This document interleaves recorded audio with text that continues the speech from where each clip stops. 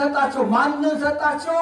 አቡነ ተክለ ሃይማኖትን የሃይማኖት ቡቃያ ባልና ሚስት እንዳላፋታ እንጂ ዛሬ የቄስ ሚስት ማን ነው ከባሏ ቀረብ ብላ እስያሳው ዛሬ በቃ እንደው ትዳር ሆቴል ቤት መስሎ ዘሎ ዝም ብሎ ሄዶ ጉድ ይላል። በስመ አብ ወወልድ ወመንፈስ ቅዱስ አሐዱ አምላክ አሜን። መላእክትን ለምስጋና ድንግል ማርያምን ለእናትነት ነቢያትን ለትንቢት ሐዋርያትን ለስብከት ሰማዕታትን ለምስክርነት ሐዋርያትን ለስብከት ሊቃውንትን ለምስጢር የመረጠ መርጦ ወደ ስራ ያሰለፈ ስራቸውን ሁሉ ውጤታማ ያደረገ የአባቶቻችን አምላክ ዓለም ሳይፈጠር የነበረ ዛሬም ያለ ዓለማትን ሁሉ አሳልፎ የሚኖር በመንግስቱ ሽረት በባሕርዩ ሕልፈት በስጦታው ሕልፈት የሌለበት የአባቶቻችን አምላክ ስሙ ለዘላለም የተመሰገነ ይሁንና የተወደዳችሁና የተከበራችሁ ሊቃውንተ ቤተክርስቲያን ያው የደረጃችሁ ስትጠሩ እንደነበረ በአጠቃላይ እኔም ሌላ የምጨምርበት ስለሌለ እንደ ስማችሁ እንደ ማድረጋችሁ ይህም በዓል ለማክበር የመጣችሁ አባቶችና እናቶች፣ ወንድሞችና እህቶች በአጠቃላይ ማንም ሲያስገድዳችሁ እግዚአብሔር ፍቅር አስገድዷችሁ ይህን በዓል ለማክበር የመጣችሁ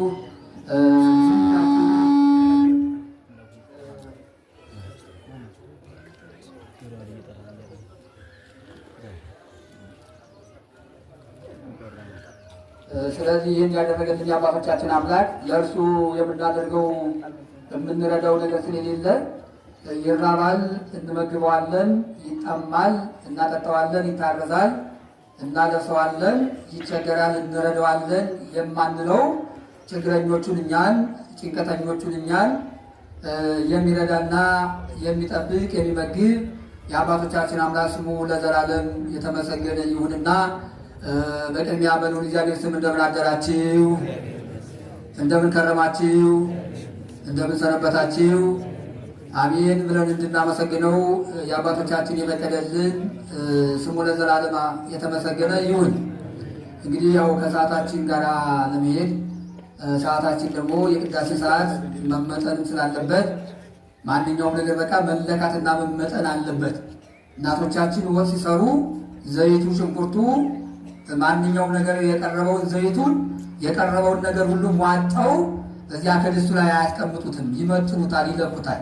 ስለዚህ ማንኛውም ነገር ደግሞ የቅዳሴ ሰዓት እንዳያልፍብን ለክተንና መጥነን የእግዚአብሔርን ቃል እንማማራለን ማለት ነው። እንግዲህ የምስጢር ባለቤት የሚስጢሩ መፍለቂያው እግዚአብሔር ስለሆነ ስለዚህ አንደበትን ምስጢርን ሁሉ ነገር በቃ የሚያደርገው እግዚአብሔር ስለሆነ እኔ የምናገርበትን አንደበት እናንተም ደግሞ ሰምታችሁ የምትሰሩበት መስማት የሐምሌ ነሐሴ መብረቅ ነጎድጓድ ሁሉ ይሰማል። ነገር ግን ያ ሁሉ ተሰምቶ በቁየት የለውም። ሰምተን የምንቀየርበትና የምንለወጥበትን ነገር ሁሉ እንዲያድለን እግዚአብሔር ፈቃዱ የለን። ወኩላ ጥበብ ማኅበ እግዚአብሔር ይእቲ፣ ጥበብ ከእግዚአብሔር የተገኘች ከእግዚአብሔር የፈለቀች ናት። ጥበበ እግዚአብሔር የእግዚአብሔር ጥበብ መገኛዋ መፍለቂያዋ ከእግዚአብሔር ዘንድ የፈለቀች ናት በሚል ኃይለ ቃል እንነጋገራለን። ይህንን ኃይለ ቃል የምናገኘው መጽሐፈ ሲራክ ምዕራፍ 1 ከቁጥር 1 ላይ የምናገኘው ቃል ነው። ይህን የተናገረው የአባቶቻችን እግዚአብሔርን ተስፋና መመኪያ አድርጎ የኖረው ታላቁ አባታችን ሲራክ ነውና ስለዚህ ሁሉም ነገር የሚደረገው የሚሰራው እግዚአብሔር ሲፈቅድ ነውና እግዚአብሔር ፈቅዶላቸው አባቶቻችን ብዙ ስራ ሰርተዋል። ስራቸው ደግሞ ውጭም ሳይሆን ሰርተው የመጨረሻቸው የራሳቸውን ሕይወት አደራለው ወርባጣውን ዓለም፣ ሰንከካላውን ዓለም፣ አልጫውን ዓለም፣ የተወላደደውን ዓለም አቃንተው አስተካክለው ታሪካቸውን አስቀምጠው ያለፉ አባቶች ናቸው። ስለዚህ የማንኛውም ሁሉ መገኛ እግዚአብሔር ነው ይላል። አዎ ዛሬ የምናከብረው ባለፈው ስንነጋገር እንደነበረው ሁለት በዓል ነው የምናከብረው። አንደኛው ያው ነገ እንግዲህ በ29 የምናከብረው ታላቁ ሰውና እግዚአብሔር የተገናኘበት የሰው ድምፅ የእግዚአብሔርን ድምፅ የሰማበት ታሪኩ የተቀየረለት ያ የነበረው የ5500 በደልና ኃጢአት የተፋቀበት የተሰረዘበት ዓለም ነፃ የወጣበት በ29 የምናከብረው በዓለ ልደቱ ነቢያት አስቀድመው ይሄ ከመሆኑ ክርስቶስ ከመወለዱ በፊት ነቢያት በመደመዱ ሐዋርያት ገደገዱ ይላል ትርጓሜያችን። ነቢያት በመደመዱ ሐዋርያት ገደገዱ ማለት ጫካውን የመነጠሩት ነቢያት ናቸው። ተራራውን የናዱት ነቢያት ናቸው። ከዚያ ከተናደው ተራራ ላይ ከመነጠረው ጫካ ላይ ያንን አደራጅተው አመቻችተው ደግሞ ግድግዳውን የጣሉ ግድግዳውን የገደገዱ ጣራውን የጣሉ ሐዋርያት ናቸው። ነቢያት ይወርዳል ይወለዳል ብለው አስተማሩ። ሐዋርያት ደግሞ አማን በአማን ወረደ ተወለደ ብለው አስተማሩ። አሁን ሊቃውንቱ ሲሉት እንደነበረው በቃ በከመ ይቤ ዳዊት በመዝሙር አንተ ካህኑ ለዓለም ዳዊት በመዝሙሩ እንዳለ አንተ የዓለሙ ካህን መስዋዕት ሆነህ ራስህን ሰውተህ ዓለምን ከራስህ ጋር የምታስታርቅ ከማንኛውም ጋር ሳይሆን እሱ አስታራቂ ሳይሆን ራሱ ሽማግሌ ሰዋይ ተሰዋይ ራሱ መስዋዕት ሆኖ ራሱ ካህን ሆኖ ዓለሙን ይቅር ያለ እነሆ ጨለማው ዓለም ይወገዳል፣ ብርሃኑ ይወገዳል። ብርሃኑ ይመጣል፣ ጨለማው ይወገዳል። የሰው ልጅ የእግዚአብሔርን ድምፅ የሚሰማበት ጊዜ ይመጣል እያሉ አባቶቻችን ስለ ክርስቶስ መምጣት ስለ ክርስቶስ ልደት የሚናገሩበት ወይም ደግሞ የእነሱን በዓል አብሮ የሚከበርበት ዕለት ነው። በቃ ስለዚህ ያ አንደኛው ነው። ሁለተኛው ደግሞ ዛሬ የተሰበሰብንበት ትልቁ ዓላማ መቼስ ታሪክ መስታወት ነው። ታሪክ መስታወት ነው። የአባቶቻችን ታሪክ መስታወት ነው። ምናልባት የእኛ ታሪክ ዛሬ ቢከፋ የእኛ ታሪክ ጨለማ ቢሆንም የአባቶቻችን ታሪክ ደግሞ መስታወት ነው።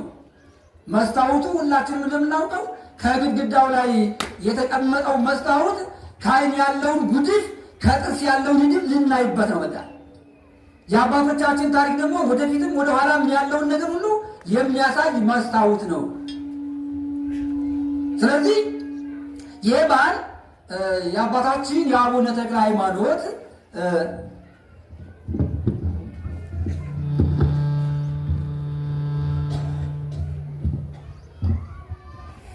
የአባታችን የአቡነ ተክለ ሃይማኖት በዓለ ልደት ነው። ሁላችንም እንደምታውቀው ይህ ምክንያት አድርገን የተሰበሰብነው።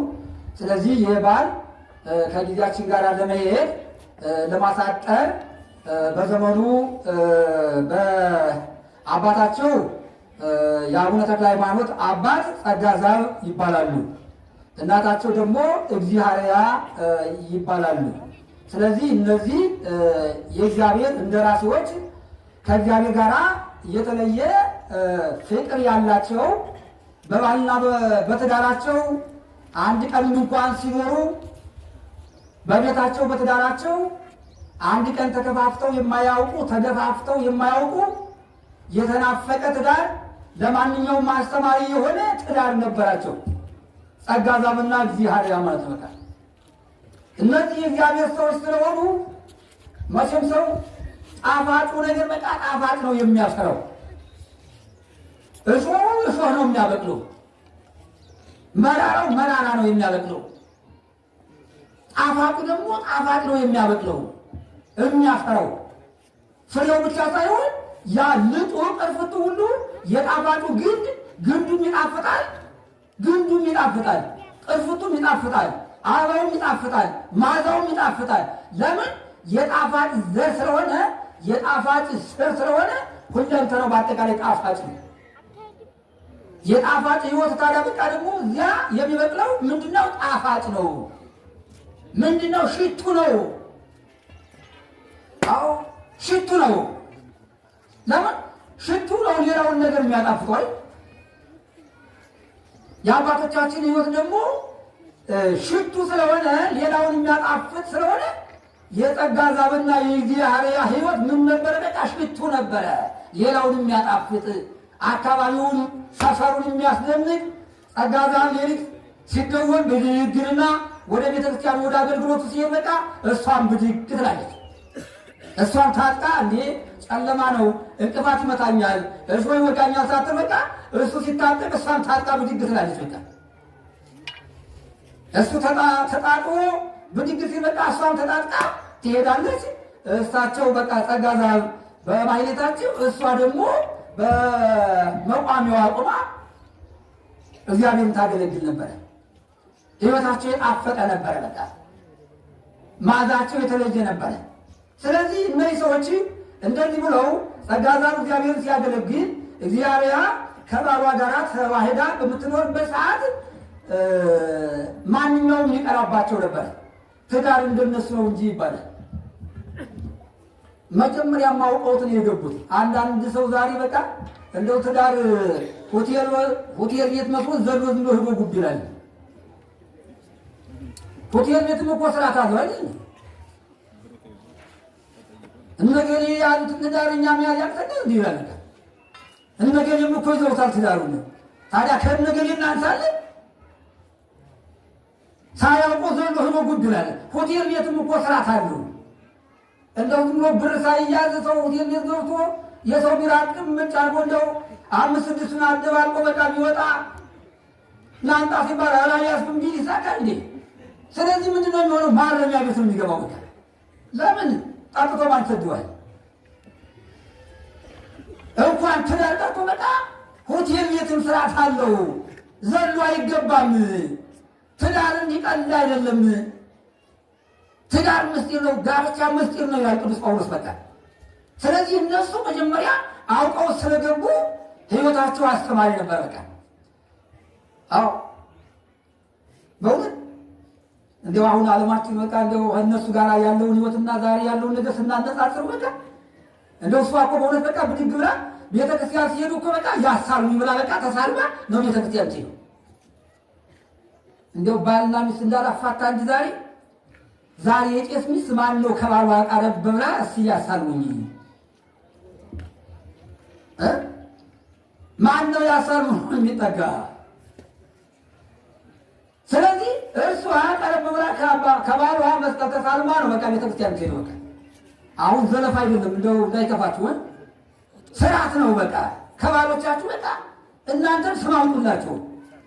አንቺ ሳይሆን በቃ ወይዘሮ አለሚቱ በላይ አንቺ አሰሪም እንዴ አንተ አሰራም እንዴ?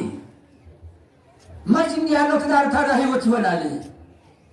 ጌታዬ እመቤት ይበላል። ሳራ አብርሃም ሳራ የሚለት ነበር። በቃ እመቤት ይላት ነበር። በቃ እሷም ደግሞ ጌታዬ ትለው ነበረ። አንቺ የሚለው ነገር እንደው እስካሁን አንቺ የሚል አካል ሰው ካለ በቃ ይወገድ ስሟን ጥራት።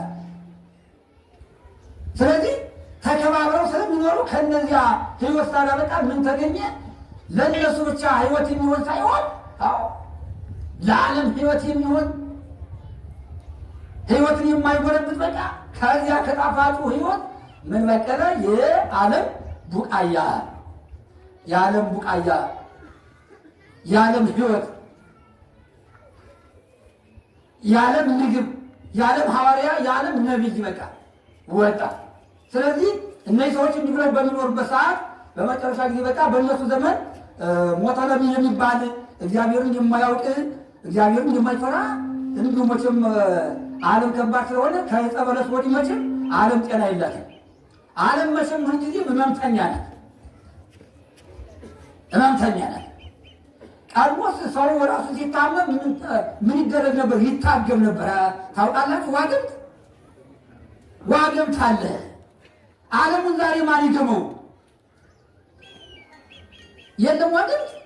ሰዎቹ ሲታመሙ ራሳቸውን ሲታመሙ ምን ይሆናሉ? ዋግምት የሚባል ነገር አለ። በቃ በዚያ በዋግምቱ በቃ በአጠቃላይ ያ በዚያ ተሰራጭቶ የነበረው ደም በዋግምቱ ሲመጠጥ ያ በሽታ ውልቅ ነበር። በቃ ታዲያ ዛሬ ማን ይገማታል? ማለት ማን በሽታዋን ያላቃት? ስለዚህ ያ ጠላት በቃ የቤተ ክርስቲያን ጠላት፣ የሀገር ጠላት፣ የምዕመናን ጠላት የሚሆን ሞተለሚ የሚባል አሳዳጅ ነበረ። የአሳዳጅ በነበረበት ሰዓት በቃ ጸጋ ዘመንና እግዚአብሔር የሚያመልኩት እግዚአብሔርን ነው፣ የሚያገለግሉት እግዚአብሔርን ነው። ስለዚህ በዚያ ዘመን ደግሞ እግዚአብሔርን የሚያመልክ ካለ ስለ እግዚአብሔር የሚያጠራ ካለ አምጣና ማረሚያ ቤት አግባው፣ አንገት አንገቱን በለው፣ አንገት አንገቱን በለው ረደው ተብሎ አዋጅ ታውጆ ነበረ። ይህ አዋጅ እንደታወጀ ጸጋ ዘመን በአገልግሎቱ ከቆየ በኋላ ሲታደን ሂድና አንድ አምጣ ተብሎ በቃ ሰራዊቱ ሲታዘዝ ጸጋ ዘመን ሰራዊቱ ሲደርስበት ምን አደረገ? በቃ ዘለለና ዘሎ ከባህር ላይ ገባ ይላል። ዘሎ ከባህር ላይ ሲገባ ያ ሰራዊቱ በአጠቃላይ ያለው ባህሩን ከበበና አሁን ይወጣል እያለ ሲመለከት እዚያው 3 ሰዓት የሚሆን ቆየ ይላል። ቢያይ ቢመለከት የማይወጣ ሆነ። እስካሁን ሙቶ ይሆናል አለና ሰራዊቱ በአጠቃላይ ተበተነ። እሱ ከዚያ ከባህር ውስጥ እንዳለ ምን አደረገ? ና ቅዱስ ሚካኤል ና አንተን ስዘክር ነበረ፣ ያንተን ስም ስጠራ ነበረ። ከዝክሩ ሳይሆን ና ከመከሩ ድረስ፣ ና ከባህሩ ድረስ አለው። ና ድረስልኝ ከውሃ ገብቻለሁና። ስለዚህ ቅዱስ ሚካኤል መጣና አይ አንተ እኮ ከውሃ ሳትገባ እኮ አንተን ማዳን ይቻል ነበር። ነገር ግን ከውሃ ሳትገባ ባድን ምን ታምራት ይደነቃል። ነገር ግን ከባህር ከገባ በኋላ ከባህር ማውጣት አንተም ደግነት የአንተም ጻድቅነት። አንዳንድ ጊዜ ሰዎች በቃ እንዲህ ሰዎች ደግ ከሆኑ መልካም ስራ ከሰሩ እንግዲህ አንድ ያለ መከራ ምን ይመጣል? ለምን ይመጣባቸዋል? ምን ሰው አለ? በቃ እግዚአብሔር ደጋጎቹ ሰዎች ወደ ችግር ወደ መከራ ሲጋለጡ ዝም የሚላቸው እናት ልጇን ከቅፏ የማትለየው እሳት እንዳይገባባት ባህር እንዳይገባባት የምታደርገው በቃ ወደ እሳቱ ቢገባ ከእሳት ማውጣት አትችልም። ወደ ባህር ቢገባ ደግሞ ከባህር ማውጣት አትችልም። እግዚአብሔር ግን ወደ እሳት ሲገቡ ወደ ባህር ሲገቡ ዝም ይላቸዋል። ለምን? ከባህሩ ማውጣት ስለሚችል፣ ለምን? ከእሳቱ ማውጣት ስለሚችል እግዚአብሔር እና ስለዚህ በውጭ ሳለው እኮ አወጣህ ነበረ፣ ግን ከባህሩ ካወጣው በኋላ ነው ያንተን ደግነት የሚታወቀው ብዬ ነውና አይዞህ አለ። በቃ አይዞህ እኔ ያለው ካንተ ጋር ስለሆነ ስለዚህ ውሃው በዓይኔ በአፍንጫዬ በአፌ ገብቶ እዚህ ሞታለሁ ብለህ እንዳትሰጋ አይዞህ አለ። በቃ እኛንም እስቲ አይዞህ ይበለን፣ እውነት አይዟችሁ ይበለን። የምንኖረው ኑሮ ሁላችን ስለምናውቀው እዚያ በጭንቀት ላይ እንዳለ አይዞህ አለ። ለምን? ቅድስና መልካም ስራ እንድነዋ ውጤቱ የመጨረሻው ጥበብ ከእግዚአብሔር ዘንድ ትገኛለች። እግዚአብሔርን መፍራት ከእግዚአብሔር ዘንድ ትገኛለች። እዚያ በኋላ ከዚያ ውስጥ እንዳለ ቅዱስ ሚካኤል ከባህሩ ውስጥ አወጣና በክንፉ ቅፍ አደረገና ቀድሞ ሲቀድስበት ከነበረበት ቦታው ላይ ወስዶ ቁጭ አደረገ። ምን ይሰማችኋል? ከባህር እኮ ነው ወጣው። ከባህር የሰው ልጅ እንዴት ከባህር ይድናል እንዳትሉ መጽሐፈ ዮናስ ምዕራፍ 1 ጀምራችሁ ስትመለከቱ በከመ ነበረ ዮናስ ውስተ ከርሰ አንበሪ ሠሉሰ መዋዕለ ወሰብሰ ለያሌ ከማሁ ይነብር ወልደ እጓለ እመሕያው። ዮናስ 3 መዓልተ በከርሰ መጣ አንበሪ እንደተቀመጠ ኋላ ወልደ እጓለ እመሕያው ክርስቶስ ደግሞ በከርሰ መቃብር 3 መዓልተ 3 ሌሊት አድሮ ይነሳል የሚል ኃይለ ቃል ነበረ። ስለዚህ ከዚያ ከባህሩ ውስጥ ቅዱስ ሚካኤል አወጣና በክንፉ ቅፍ አድርጎ እየታደረሰው በቃ ቀድሞ ሲያገለግልበት ሲያጥንበት ከነበረበት ቦታ ወስዶ ቁጭ አደረገ። ሚስቱ ደግሞ እግዚአብሔር ደግሞ ተማርካ ሄዳለች። ማን ማርኳታል? ያ ሽፍታው ማርኳታል። በቃ መቶሎሚ የሚባል ውበቷ መልኳ የተለየ ስለነበረ በቃ ተማርካ ከሄደችበት በቃ ሰራዊቱ ተሻሙባት ይላል። ኧረ ይህችስ ለተራሷ አትሆንም፣ ይህቺ ለታላቅ ለንጉሠ ነገሥት ነው እንጂ መሆን ያለባት ለተራሷ አትሆንም ብሎ በቃ ሰራዊቱ እንደው በማየት ብቻ ዝም ብሎ በቃ በማየት በጉጉት ብቻ ብሎ ይኖር ነበር። እዚያ በኋላ ያ ንጉሥ እንዲህ ያለች ሴት ተገኝታለችና ለአንተ የምትሆን መልካም ሴት ተገኝታለችና አግኝተንልሃል ደስ ይበል ብለው ላኩበት። በሉ ማንም እንዳያያት ማንም እንዳያት። መቼስ ሱስ ከባድ አይደል? የዝሙት ሱስ ያለበት እዚያ እኮ ከቤቱ እኮ 4-5 ሴት እኮ አስቀምጦ እኮ ነው። ከቤቱ 4-5 ሴት አስቀምጦ እንዲህ ያለ ሴት መጣለች ብሏት እንዳሰዷት ሰው እንዳያት ግንብ ዘግታችሁ ከግንብ አስቀምጧታል። የዝሙት ሱስ ያለበት፣ የመጠጥ ሱስ ያለበት፣ የነገር ሱስ ያለበት መዳኛ የለው። አዎ እንዳሰዷት አለ። ተቀመጠች። እዚያ በኋላ ተላከበት። መጣ ንጉሱ መጣና አይ ቢያያት በቃ በአጠቃላይ ያው በዓለም ላይ የተለየች እንዴ ይችንማ እንደው ዝም ብዬ በቀላል ሰርግ አይደለም ይማገባታል የለም ድግሱ አጠቃላይ አሁን ሳይሆን በደንብ በሰፊው መዘጋጀት አለበት ተባለና ስለዚህ 80,000 በርሜል ጠጅ ተዘጋጀ። ተመልከት 80,000 በርሜል ጠጅ ተዘጋጀ። ፊርዳው ደግሞ 20,000 ቀለል ቀለል ያለው ነው። በቃ ተዘጋጀና ይሄ ሁሉ በቃ በአጠቃላይ ማንኛውም ንጉሠ ነገሥቱ፣ መሳፍንቱ፣ መኳንንቱ ማንኛውም መምጣት አለበት ተባለና መጣ። ታዲያ ያ ድግስ ተደግሶ መቶሎሚ ያቺ አብሯት ከእሷ ጋር የሚያዝባት ቀን በቃ ያቺን ለማግኘት ያቺ ቀኗ በቃ 1,000 ሰዓት ሆነችበት። 1,000 ቀን ነው በቃ 1,000 ቀን ሆነችበት። ጓጉታላ። ስለዚህ ብሎ ተቀምጦ ሳለ ተሰበሰበ። ማንኛውም አሁን ድግሱ ተዘጋጀ። ተብሎ በቃ ሁሉም ተዘጋጅቷል። ከተዘጋጀ በኋላ መቶሎሚ ቀረባልና ወደ እግዚአብሔር በቃ እጇን ጨበጥ ያደርግ በቃ ሰደድ አደረገ። ላይ እንግዲህ አንቺ ከኔ ጋር ነው ኑሮሽ ከኔ ጋር ነው። እግዚአብሔር ታዲያ ምን አለ? ጌታ ሆይ እኔ ለዚያ ቤተ መቅደስን ለሚያጥነው ለሚያገለግለው የአንተን ምስጢር ለተሸከመው ከዚያ አውጥተህ ከዚህ አንተን ከማያውቅ 24 ሰዓት ሙሉ የሚደንስና የሚጨፍር ከዚህ እጅ ላይ ልታጋልጠኝ ነው አለችው። በቃ ልታጋልጠኝ ነው አለችው። ቀረብ አለና በቃ እጁን ሰደድ ሲያደርግ በቃ መብረቅ ብልጭ አለ። መብረቅ ብልጭ አለና እዚያ በኋላ እሷን ሊይዝ ሲል በቃ በአጠቃላይ መብረቅ ወረደና እጁን ያ ሁሉ ሰራዊት ከቦ የነበረው በቃ 1,000 ሰራዊት በቃ ከዚያ ላይ ያለቀ ይላል። እዚያ በኋላ እንትና ማነው እሱ መቶሎሚ ናቡከደነፆር 7 ዓመት እሪያ ሆኗል። መቶሎሚ ደግሞ ይህን ባደረገበት እሷን እጨብጣለሁ ሲል 25 ዓመት ሙሉ በቃ አይምሮውን አጥቶ ከሰማዩ ቤት ላይ ከሰማዩ ላይ ቤት ስም እያለ አበደ። እዚያ በኋላ ቅዱስ ሚካኤል ቻለ ዚያያ አይዞሽ ለዚህ ላረባ ሰው ሆና ለሽ ምትጭኝ አይዞሽ አለ። እዚያ በኋላ ደግሞ እሷን በክንፉ ቅፍ አደረገና በቃ እሱ እዚህ አንተ ጸጋዛ ከሚያጥርበት ቦታ ውስጥ ቁጭ አደረገ። ቁጭ አደረጋት። ጸጋዛ ታዲያ አጥሮ ሲወጣ እንደው ተከናንባ መልኳን አላያትም። መልኳን ስላላያት ተከናንባ ተሸፋፍና እዚያ ቆማለች። በቃ እንዲህ ይቺ ሰራው ማነው ተከታይ ሳትይዝ ብቻዋን እንዴት በሌሊት መጣች? እንዴት ምንድነው ጠባዩ? እያለ በቃ ጸጋዛ አጥሞ ከወጣ በኋላ እንደው ሲጠይቃት ተሸፋፍና ነው በቃ መልኳን አላሳየችውም። በቃ አላሳየችውም። ተሸፋፍና እንዴት ነው የት ነው የመጣሽው? እንዴት ብቻሽን መጣሽ? የት ተነሳሽ? እያለ በቃ ስትለው በቃ ተሸፋፍና ዝም ብላ እሷ እያወቀች በቃ ሁሉ ነገር ተጠቁመዋለች።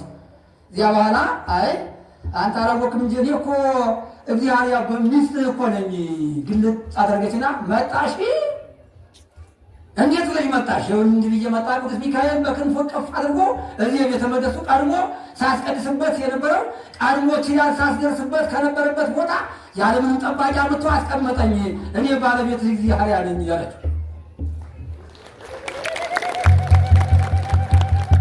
እዚያ በኋላ ሰዓቱን ለመቆጠር እዚያም ያም በላይ በገባበት እሷም ደግሞ ለእግዚአብሔር ለማያውቅ ሰው በቃ ሰዎች አስበውት የነበሩትን ያ ሁሉ ሰረዘና እግዚአብሔር ሁለታቸውን በአንድነት በቃ አብሮ ትዳራቸውን እንዲመሩ አደረጉ።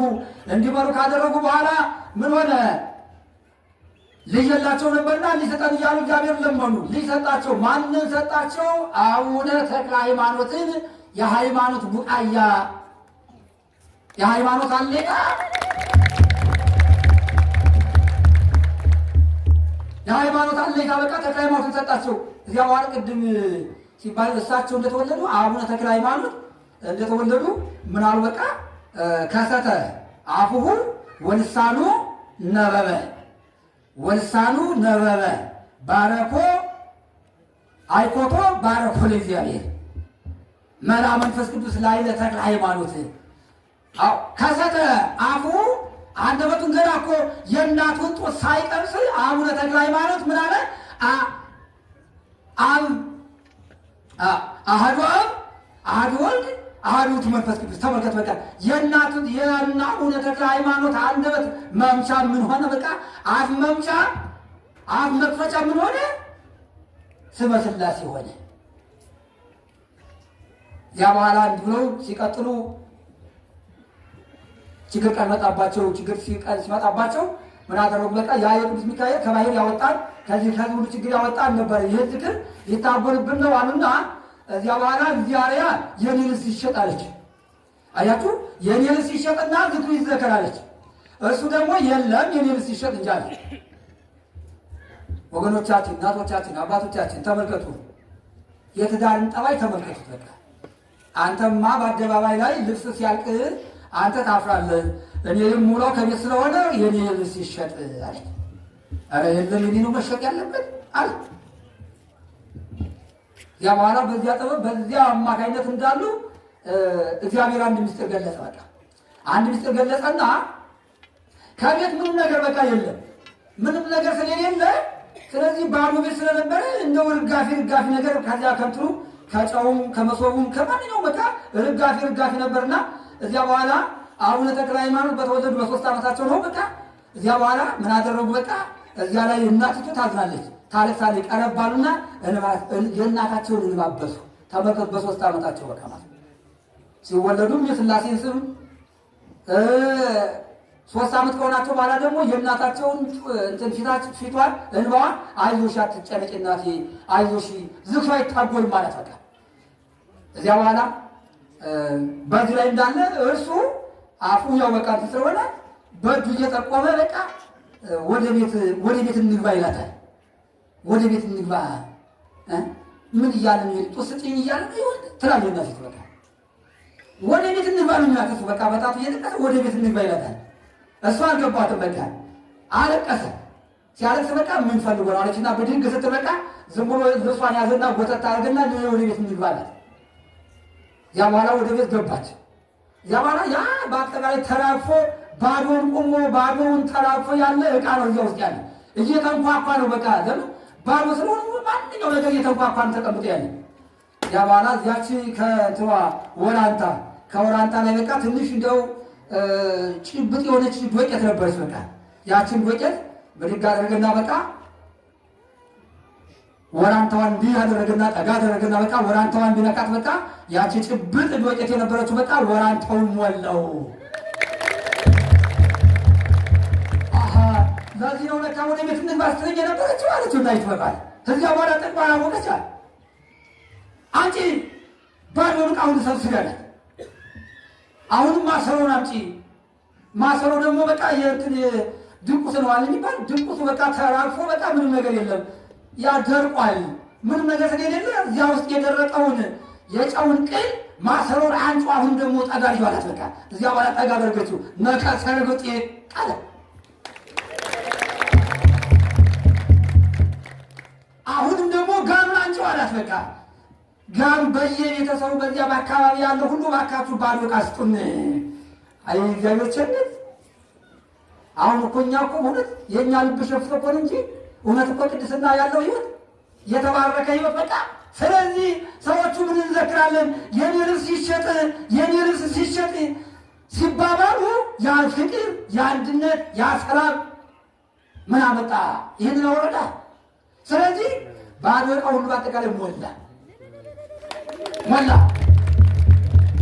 ታዲያ ሊቁ ቅዱስ ያሬድ እንደው ዝም ብሎ የዜማ ባለቤት ብቻ አይደለም፣ የምናኔም ህይወት የምናኔም ባለቤት ነው። ቅዱስ ያሬድ የቅኔም ባለቤት ነው። ይህ ድጓው ብቻ ሳይሆን ማህሌቱ ብቻ ሳይሆን በቃ የሁሉም አባት የሁሉም ስር ነው።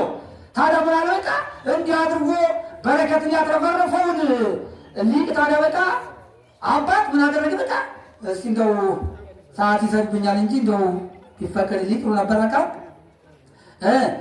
በእንተ ልደቱ ለተክለ ሃይማኖት በእንተ ልደቱ ለተክለ ሃይማኖት አድባር ኮኑ ህብስተ ሕይወት አድባር ኮኑ ህብስተ ሕይወት ወዕፀ ገዳምኒ ፈረዩ አስካለ በረከት ወማየ ባሕርኒ ኮነት ሀሊበ ወማዕረ ወመላእክትኒ ተጋቢዎሙ ሳፉ ክነፊሆሙ ወጸለሉ ላዕለ ተክለ ሃይማኖት ወበህየ ገብሩ በዓለ። ምን አለ? በእንተ ልደቱ ለተክለ ሃይማኖት ተክለ ሃይማኖት ስለተወለዱ በተክለ ሃይማኖት ምክንያት ተራራዎቹ ዳቦ ሆኑ። ዳቦ የሚጠላ ሰው አለ እንዴ? ተራራዎቹ ዳቦ ሆኑ። ወዕፀ ገዳምኒ ፈረዩ አስካለ በረከት። እነዚያ መራራዎቹ ዛፎች ሁሉ በአጠቃላይ መዓዛቸው የሚያረካ የሚያጠግብ ፍሬን አፈሩ። ወማየ ባሕርኒ ኮነት ሀሊበ ወማዕረ። የወንዙ ባሕር ሁሉ የወንዙ ውሃ ሁሉ በቃ ምን ሆነ? ማር ሆነ፣ ወተት ሆነ። ወመላእክትኒ ተጋቢዎሙ ሰፉ ክነፊሆሙ። መላእክትም እዚህ በዛሬው ዕለት ሊቃውንቱ ብቻ ሳይሆን እኛ ብቻ ሳይሆን የምናከብረው መላእክትም ያከበሩት በዓል ነው። መላእክትም ተሰበሰቡና ክንፋቸውን ዘረጉ። ክንፋቸውን ከተክለ ሃይማኖት ላይ ዘርግተው ወበህየ ገብሩ በዓለ አብረው ልደቱን አከበሩ ይላል። አብረው ልደቱን አከበሩ በቃ። ስለዚህ ያለ መላእክትም ዛሬ መላእክት ሳይቀሩ በቃ ደስ ብሏቸዋል። ለምን? ጓደኛቸው ተወልዷልና በቃ ተክለ ሃይማኖት የመላእክት ወገን ናቸው። አንደኛ መላእክት ክንፍ አላቸው። አቡነ ተክለ ሃይማኖት ደግሞ ክንፍ አውጥተዋል። መላእክት በንጽህና በቅድስና ይኖራሉ። አቡነ ተክለ ሃይማኖት ደግሞ የድንግልና ክንፍ በድንግልና ክንፍ እየበረሩ ዓለምን ከመላእክት ጋር ሲዞሩ ኑረዋል። ስለዚህ ወገናቸው ረዳታቸው ስለተወለደ መላእክትም ዛሬ የአቡነ ተክለ ሃይማኖትን በዓል አብረው ከኛ ጋር ተሰብስበው አክብረዋልና ደስ ይበላችሁ። ስለዚህ ታሪኩ ረጅም ነበረ። በዓሉ የሰላም በዓል ያደርግልን፣ ሊቃውንቶቻችን ይባርክልን። በእውነት በቃ ይሄ ነው አገልግሎቱ። አሁን ህፃናቶቹ ሲያቀርቡት የነበረው እናቶቻችን ልጆቻችሁን በመስደዳችሁ በመማራቸው በማወቃቸው ነገ ለሀገራቸው ነገ ለቤተክርስቲያኒቱ ነገ ለሀገሪቱ በሚመቻ ይሆናል በቃ። ምክንያቱም እዚያ ሲሉት የነበረው ምንድነው? ከአስሩ ቃላት ምንድነው? አንዱ አትግደል። ተመልከቱ። እነዚህ ህፃናቶች በቃ ምናምን በቃ አትግደል በቃ። ታዲያ አሁን ካወቁት በቃ ነገ ሰው መግደል ምንድን ነው? ሰው መሆናቸውን ያውቃሉ በቃ። ስለዚህ ህፃናቶቹ ዛሬ መሰባሰባቸው ወደ ቤተክርስቲያን የተደረጉ ለህፃናት ይምጡ ሀቤ እስመ ለዘከመሉ ይእቲ መንግሥተ ሰማያት። ህፃናቱ ወደ እኔ ይመጡ ዘንድ አትከልክሏቸው፣ መንግሥተ ሰማያት ለእነሱ ናትና። ስለዚህ ህፃናቶቹ ሊቃውንቱ በአንድ ላይ መዘመሩ በአንድ ላይ መገልገሉ እግዚአብሔርን ደስ ብሎታል። በቀደም ገብርኤል የማይቻል እውነት እግዚአብሔርን ደስ ብሎት በቃ ያለው አገልግሎት ጣዕም ያለው መዓዛ ያለው ውበት ያለው አንዱ ሳይከፋ ማንኛውም ሰው በቃ ደስ ብሎት አክብሯል። ዛሬም ደግሞ የምናየው ደስ ብሎት ነውና ይሄ ማለት ይሄ የአገልግሎት ዛሬ ነገ ብቻ ሳይሆን ለከተማይቱ ለዚህ ለሀገሪቱ ቀጣይ ዘላቂ መሆን አለበት ነው። ለምን? የሚያመጣው ሰላም የሚያመጣው ፍቅር በሀገሪቱ ላይ ጦርነቱ ያለው ችግር ሁሉ ሊወገድ የሚችለው በእኛ በሊቃውንቱ ጸሎትና አንድነት ነው። ስለዚህ ደስ ብሎናልና በዚህ እግዚአብሔርን እናመሰግነዋለን። የሊቃውንቱም አንድነት ያው እንግዲህ እየመጣ ነው። የቅዳሴውም ደግሞ እየብቻ ነበር ሲቀደስ የነበረው ያ እንትን ብሏል። ያ ደግሞ እየተካከለ ነው። በቃ እየተስተካከለ ነው፣ ተስተካክሏል። ሌላው ደግሞ የቀረን ነገር አለ። ሁለት ነገሮች በቃ ልናገርና እንጨርስ። ሁለት ነገሮች የቀሩን ነገር አለ። አንደኛው ትልቁ በደል ይታምር ባይድ አምላከ ዘእንበሌ ከኔ በቀር ሌላ አምላክ አታምልክ ይላል መጽሐፍ ቅዱስ። እኛ ዛሬ እንደውም መቶ በሚቆያ ከጣዖቱ ከሰይጣን እጅ ነስቶ ወደዚያ ቀረብ ሲል እኮ ነው መብረቅ መጥቶ በቃ ቀንጩን ያለው። ዛሬ እኛ ማንን እየተመለከ ያለው? ማንን እያመለክን ያለው?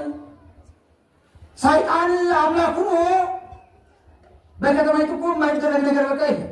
ወንድም ከወንድሙ ጋራ፣ እህት ከእህቱ ጋራ፣ ወገን ከወገን ጋራ እንዳይበላ እንዳይጠጣ እንዳይውል እንዳደር እገሌ ሆኖብኛል፣ እገሌ ሆናብኛለች፣ ሀብቴ ንብረቴ ያለቀው በገሌ ምክንያት እያለ ወንድምና ወንድም ሌላው ጦር አልበቃል ብሎ ደግሞ ስለዚህ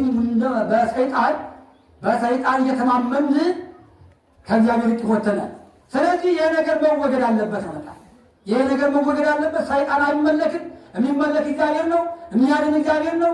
የሚሰጥ እግዚአብሔር ነው። የሚነሳ እግዚአብሔር ነው።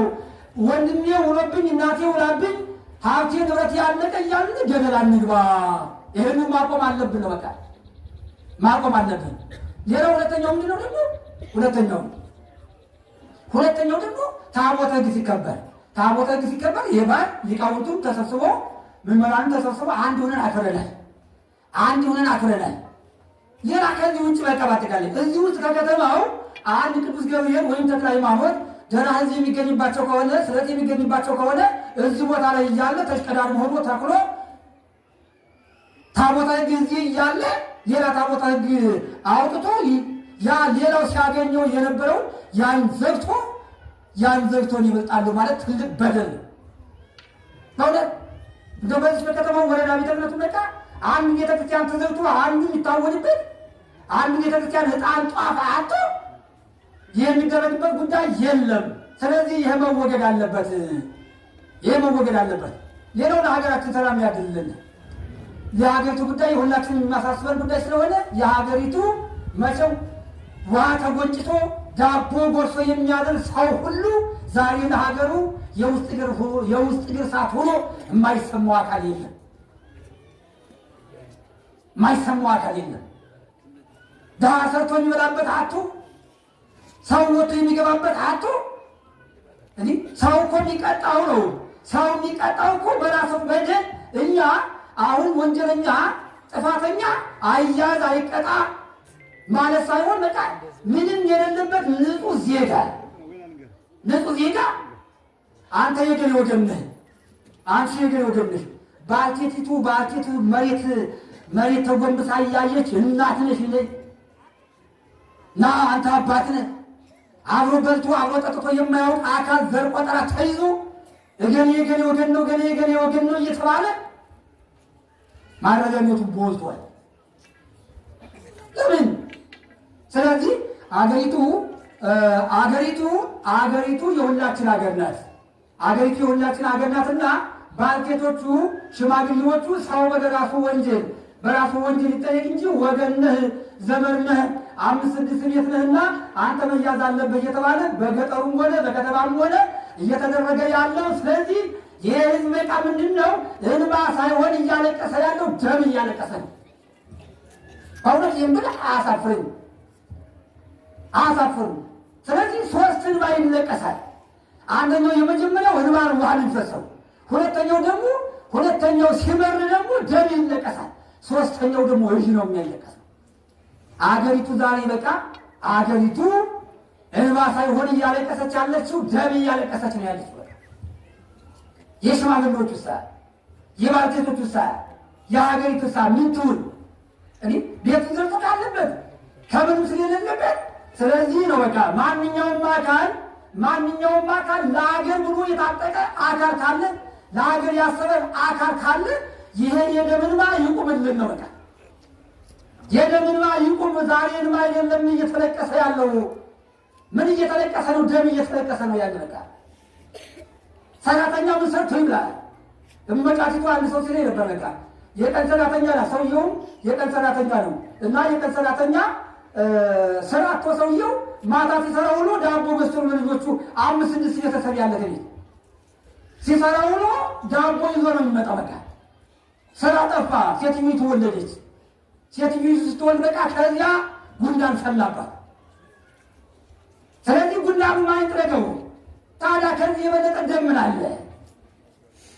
እዚያ ጉንዳን ፈልቶባት እያለ ማንኛውም አካል ማንኛውም ሰው መሆን ያለበት በቃ ይሄ ማንኛውም አካል ሰው በሰው አውሬ በአውሬ የማይጨክን እንኳን ሰው በሰው። ስለዚህ እኛ አሁን ጠባያችን ተቀይሮ ሌላ አሁንናልና እግዚአብሔር የምሕረት ባለቤት ምሕረቱን ያውርድልን፣ ሰላሙን ያውርድልን። ይቺ ከተማ በአጠቃላይ ያው ሁላችንም እንደምናውቃት በቃ ዓመት አሳልፋ ሁለተኛ ዓመት የያዘችው እሳት እየነደደባት ያለ ጧትም ማታም እየነደደባት ያለ የተሰደዱት ተሰደዋል።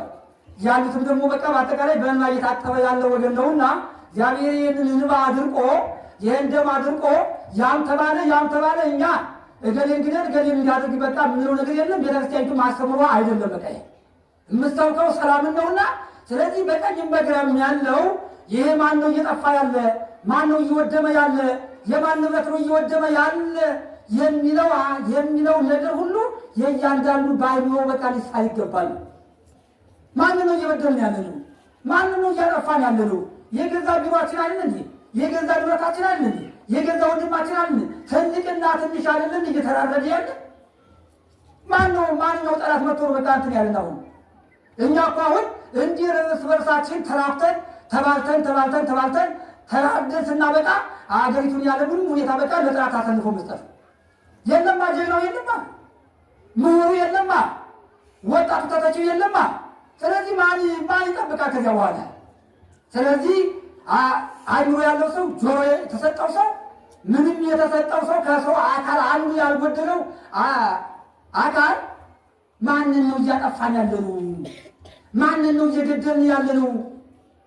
ማንን ነው እያወደምን ያለነው? አገራችን እኮ ናት፣ ያደግንበት እኮ ናት፣ የተዳርንበት እኮ ናት። እንዴት ወንድማችን እንገላለን? ቅድም በሕፃናቶቹ አንደበት ሰምታችሁ የለ እንዴ? አትገሉ በቃ።